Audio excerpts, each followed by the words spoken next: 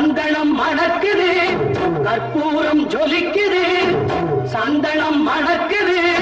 கற்பூரம் ஜொலிக்குது கந்தகிரி கோவில் வந்தால் நன்மையெல்லாம்